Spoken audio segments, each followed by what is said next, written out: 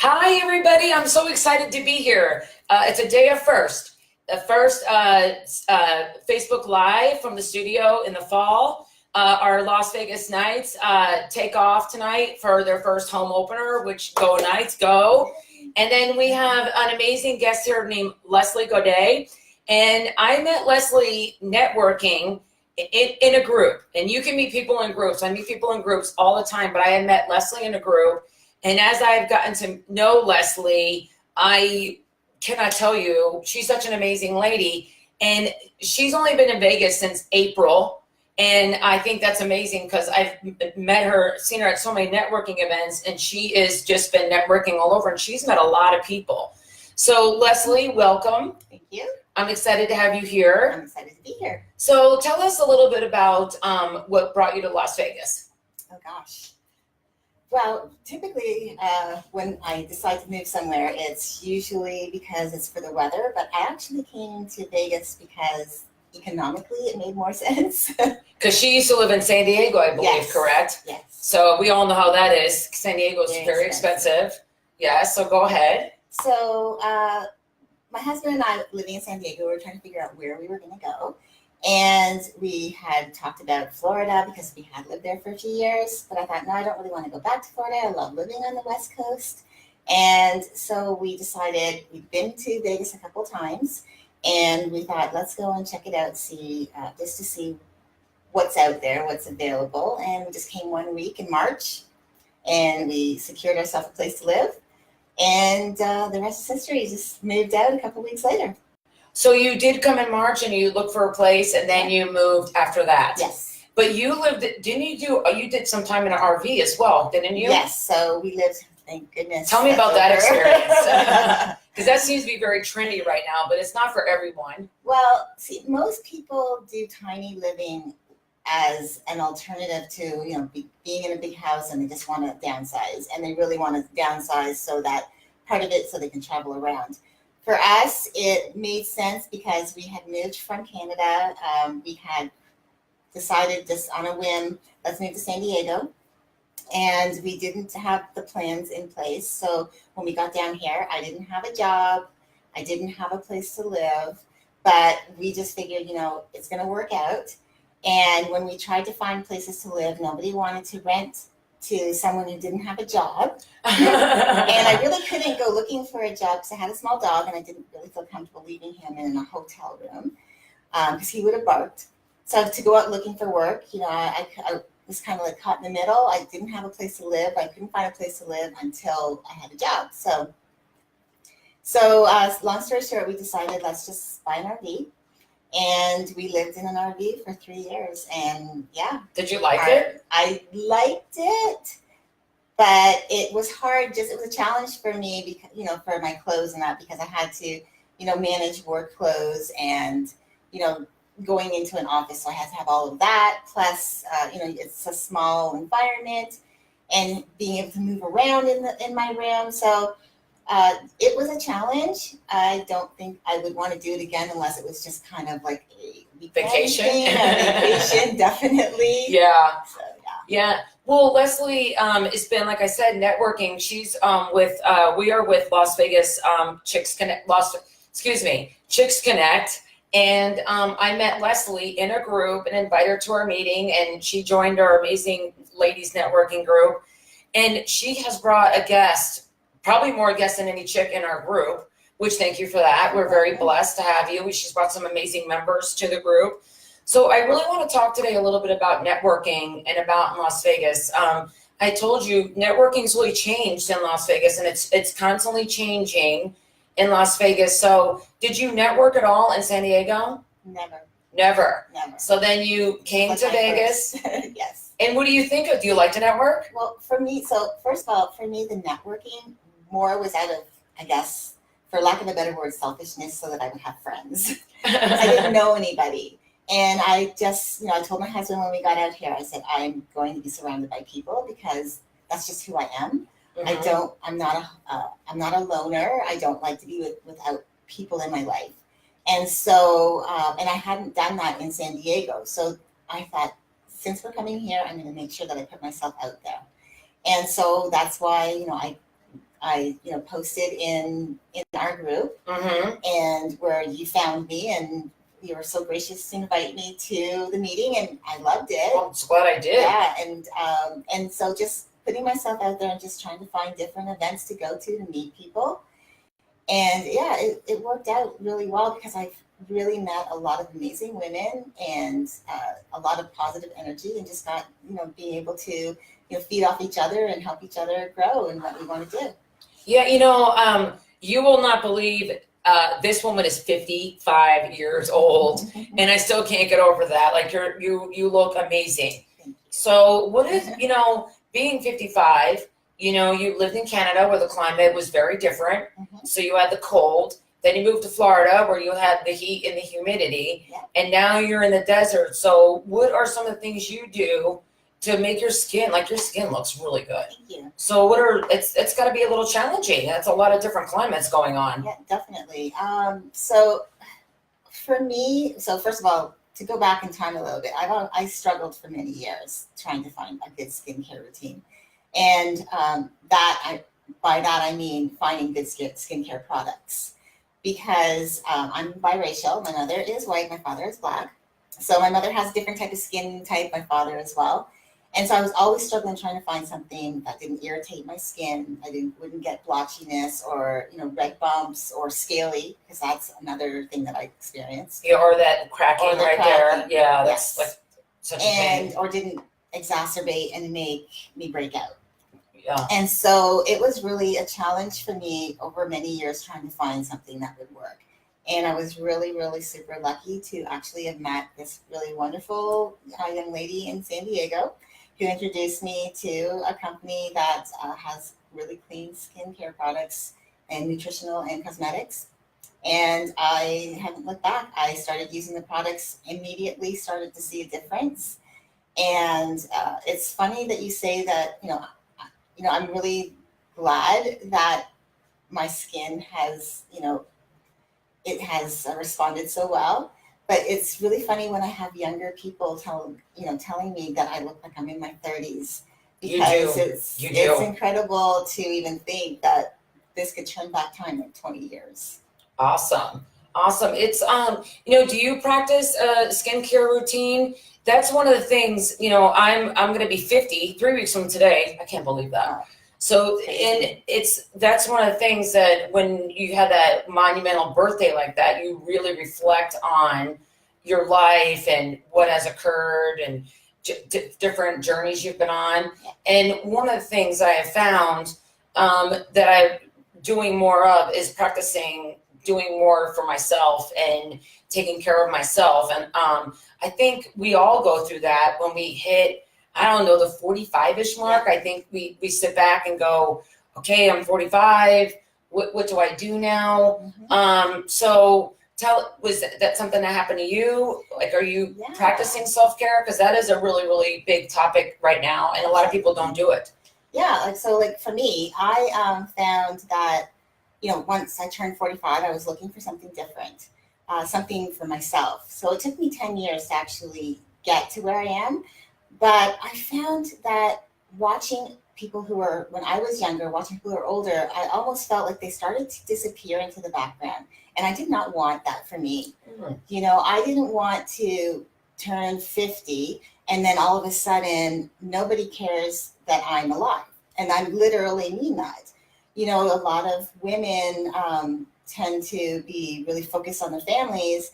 And once they do hit 50, and the kids are off to high school or college, and then they start to feel, like, what about me? Almost like a crisis, but not a crisis. They just start to feel a little bit like lost. Yeah, absolutely. Lost. Like, now what do I do? Yeah, and so that's part of my whole thing about networking. Was I wanted to be surrounded by people. And I didn't want to be forgotten about. I wanted to be relevant, whether it's to my age demographic or even the younger generation, because really I want to be a positive role model for people who are younger. Yes. Because they're coming up behind us. And when I am too old, maybe to even do things for myself, I wanted the younger generation to have the mindset that they want to look after the population that's older than they are, and show be a good role model for those coming up behind them.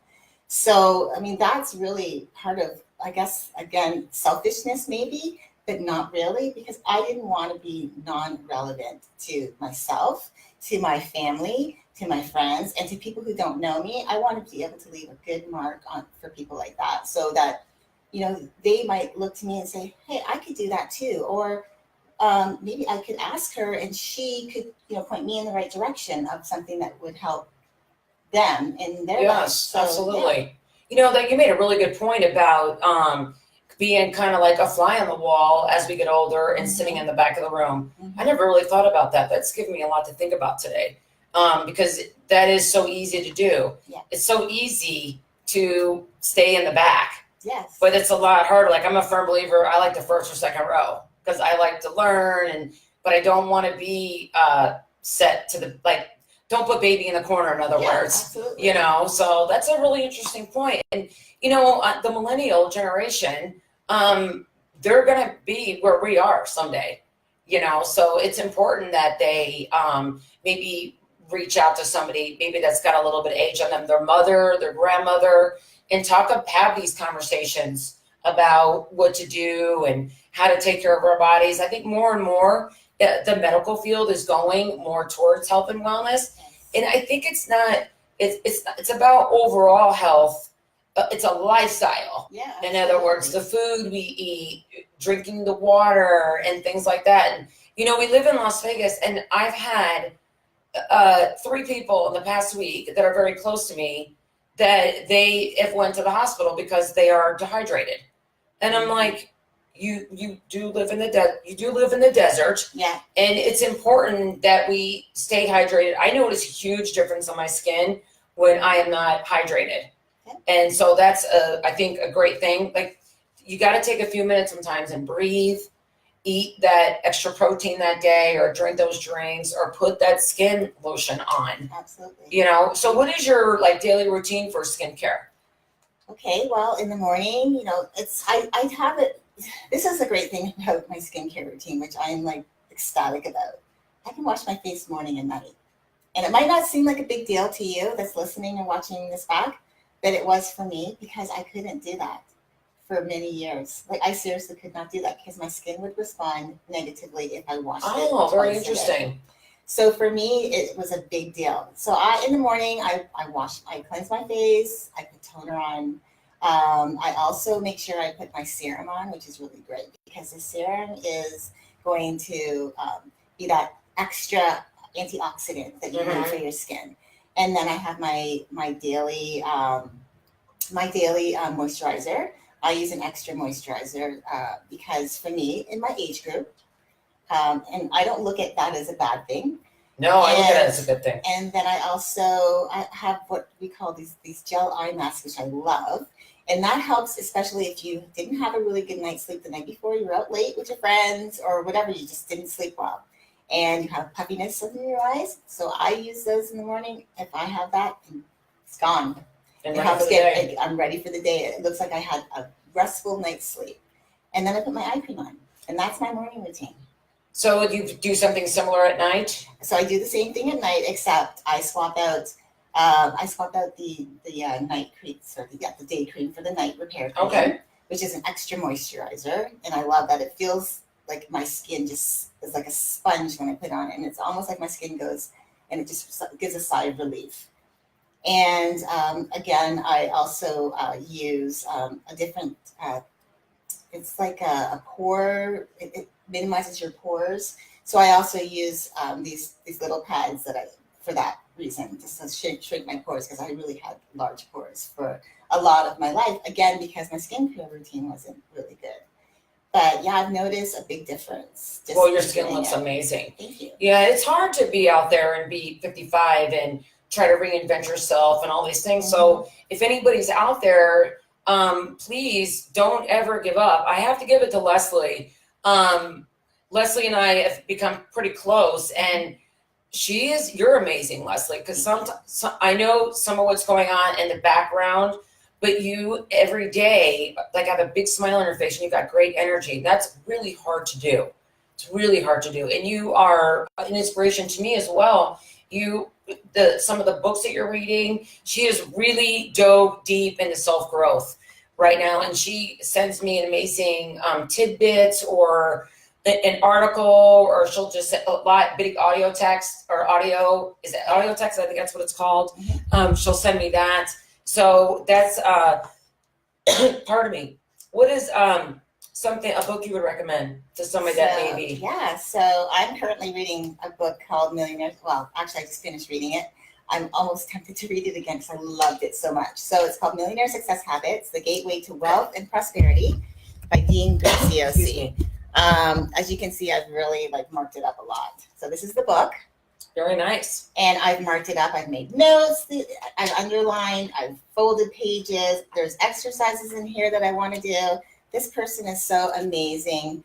I feel like he wrote this book for me.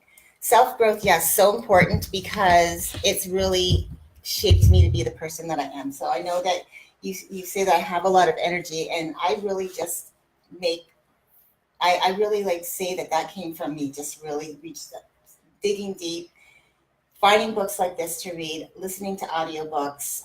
There's some really great audiobooks out there. I'm listening to Mel Robbins, it's called Kick-Ass.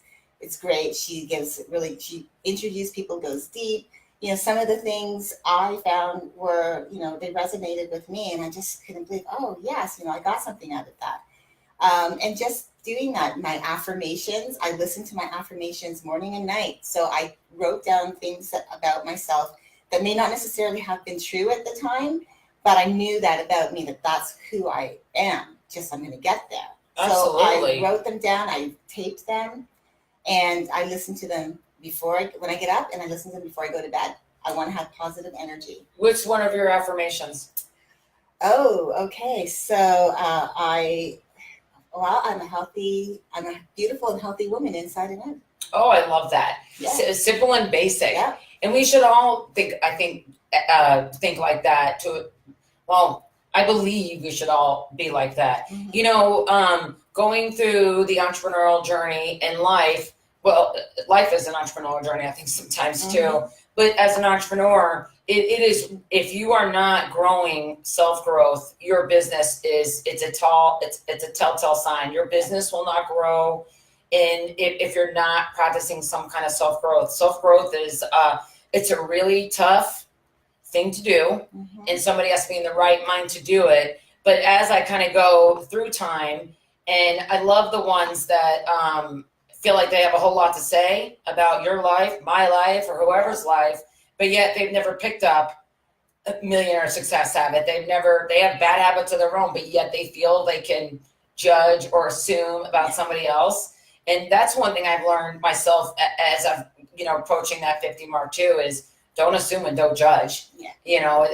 We do it all the time. All of us do it. I've been trying really hard not to, because you never know what's going on in somebody else's life. Well, I think a lot of the time when someone is judging another person, it's really not what they see in you, it's what they see in themselves. Amen. So if they're critiquing you and they might say something negative about what you're doing, it's really because they might not be happy in their own circumstance. So they're deflecting. Yeah. And sometimes people are afraid to look in the mirror and see who's looking back. Yeah. But it's never too late to pick up a book or to listen. If you're not a reader and you want to listen to audio books. I was always one that was reading fashion magazines. I mean, I love fashion, but it really wasn't getting me, and it wasn't giving me self-growth. Right. Yeah. Once I started really diving deep into self-help books, and in a way where it's like just motivational books, I would say. Motivational books where someone was building me up. That's when I started to start feeling like a completely different and better person. So I can be a better person for my friends, for myself, be a better wife. That's really why I love, doing this, because, that's part of my routine. And yeah. I think I would recommend it for anybody. Well, we're talking about self-growth or self-care. Self-growth, I think, just goes hand in hand with that. What brought you to the journey of self-growth? Was it a book? Was it a meeting? Like, what made you start picking up that book? And I'm gonna make this a two-part question. Did you practice self-growth before you moved to Las Vegas, or was it really once you got here, that's when you really started practicing self-growth? Okay, so I think really what made me decide to start really picking up books and trying to like make myself, more positive about myself, have more positive energy, and be more positive around other people, be that influencer, was just by meeting really great people and just being so awe-inspired. Like for you, for example, I was really super, I can't even think of the right word, but really, really, I feel blessed that you reached out to me that day and asked me to come I feel to the blessed meeting, too, girl. because I feel like you and I have known each other our entire lives, so much so that maybe we didn't see each other for like maybe a minute, and then we just picked up the conversation. Yeah. So that's how I felt. And no, I did not practice self growth before. I was working in a really busy office setting where I would work 10 hours plus a day. I would work weekends sometimes. I was always on about work, and everything else my life revolved around work. And since being here in Vegas, I still work for the same company. I've been really lucky that they have allowed me to work from home with them. So I still assist in that capacity with them, but it's on my time. I decide how much I want to work, and I can do other things for myself. So Yeah, your profession is a tough one. Yeah. In the fact that her job is something that you just don't leave at the office, because No. what she does, I love what you do. I think she's in the law field. So, but that's a field that it's constantly going on your mind, thinking about the client. It's not like something where when you're done, you can just go home. So that's a tough thing, and you got to make sure you separate those. So it sounds like you're doing a really good job with balancing. Well, I've been able to, and then that's partly because I have a new role with the company, so it's not as time consuming. Mhm. So my time is my time, and I've been able to balance that with other things. That's my time is my time. I think that's so important. Yeah. Is that people need to realize that their time is their time. Yeah, absolutely. And it also should be respected. Mhm. I think it all should be respected. As I've kind of gone forward in I'm doing more of the balancing. I'm stepping back a little bit. I haven't been networking near as much as what I used to. But at the end of the day, nobody's going to dictate my time anymore. No.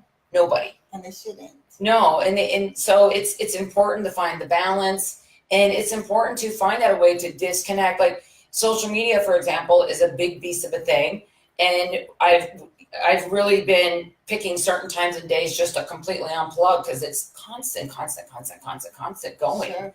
So, but with you, I mean, I see you at Pilates, and you attend networking events, and I've never heard you really talk about work. So that's a good thing, because you're really finding that balance and you're working your way through. So it's tough being an entrepreneur and being a woman and being a newbie to Las Vegas. Las Vegas is completely different.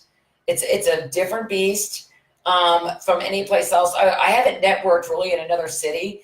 And when I travel this summer, I'm going to make it a point just to go network in other cities, just to kind of see what it's like. Sure.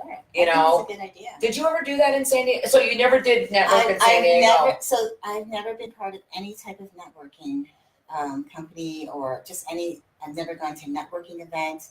I've been to events, but never anything where it had, where people were networking for business. Yeah. Well, next week we're going to go to that great event. Yes. Next week we're going to an event next Wednesday. Mr. Wonderful. He's not so wonderful to me, but I like him. Exactly. I got to give the guy respect. I mean, sometimes he just comes off a little funny, but he's got great advice. Yes. And one of the things he talks about is about business, and he said it's something like 20%, only 20% of your clients are. How did exactly he put it? It was in a way that you have just really nurture that 20% of your clients. In other words, I don't want to put words in unless I know the exact quote, but basically really focus on that 20% of you should focus on all of your business, but really 20% is your repeat business a lot of times. So it's really important to nurture those relationships, keep them going. Customer service is key, I think, for any business. I really do. And I think a lot of people don't realize that if you are in any type of entrepreneurial business of your own, it's not about you. And you should have to make sure that it's about the person that you're talking to, because you have to find what their need is. Someone might have a need, but if all you're doing is talking at them, they're going to just close their eyes. Well, maybe not literally, but they're just going to be off dreaming in la la land until you're finished with whatever you're trying to tell them. You have to really connect with people, and it's about, as I said, it's about them and what they can get out of it.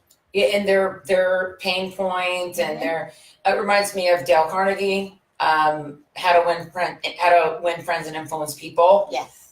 So that's a good. Have you ever read that book? No, I have not. You know, my first self-growth was Think and Grow Rich, and Andrew Carnegie. Napoleon. Wait a minute. Hill. Napoleon Hill wrote the book, but there is a black and white YouTube video where he talks about the book. Like it's like a 3-hour YouTube video, black and white. Like I'm talking old school with the old shutters in the background, those brown ones that like the trifold or whatever. And that was my very first entrepreneurial start, was when I heard that book. I think everyone should read that. I think high schoolers should read that book for sure. I know I'm going to have my son read it. That's one of the things that he's only 10 right now. So but he's a smart 10-year-old. Yeah. So, but that's one of the things I think I wish the schools would maybe have the kids talk about those things, because their little minds are so precious, and it's up to us as the leaders in the community or leaders in our circle to really try to influence that younger generation, because that younger generation is going to be taking care of us. Yeah. We've got to be there for them. And part of it too is, for me, for the younger generation, I don't want it to be all about technology. Yes. It has to be that personal touch, whether it's by telephone, picking up the phone and actually calling and hearing the person's voice on the other end of the line. And also just, being in front of the person and giving them the service, whether it's you're helping them with how to set up their computer. You just have to have that one-on-one, in-person relationship. And I just feel like, unfortunately, technology is great. I love that there's social media, but sometimes I feel that people get lost with their phones. So instead of having a real relationship, they'd rather text. Yeah. Back in my day, I liked the fact that a boy would call me up on the phone and ask me out on a date. Oh my God, you remember those days whenever you would literally sit by that phone, and if somebody got on it, you're like, no, don't get on the phone. Yes. And then call waiting came out, and we thought, oh my God, is this big time? Exactly. And so nowadays, I don't know how I would feel if I was single and somebody texted me, hey, you want to go out? I'd be like, I don't think I want to say yes. I want you to pick up the phone and call me. I think we're going back. Personal touch. I think we are going back to that. And it's interesting. I went to a training about 2 months ago, and the lady was talking about being an entrepreneur, and they had done this, they had spent $200,000 on marketing. And what they found out was picking up the phone was a lot more effective than texting or emailing. Sure. So I have this person telling me this in a training. Do you know that she keeps on texting and not one time has picked up the phone?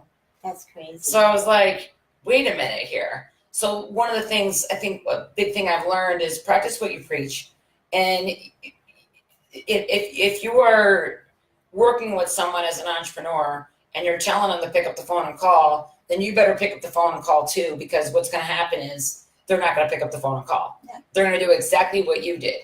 Because really texting is the chicken shit way out, I think. Yeah. It's a way to hide behind it. Texting is great because a lot of people do like the text part, but I just feel like if you're going to have an initial, especially an important conversation, I don't know if I would want to have an important conversation over text. I think I would rather say, hey, let's meet up. Let's go for a coffee, or let's have a call or a Zoom call. You can still do virtual calls, but you can see each other and you can have that personal touch. that's just important to me. I think for anybody it should be important, because I don't want to hide behind something that no one can see my face if they don't know. Because people need to like you, they need to know you, and then they need to trust you.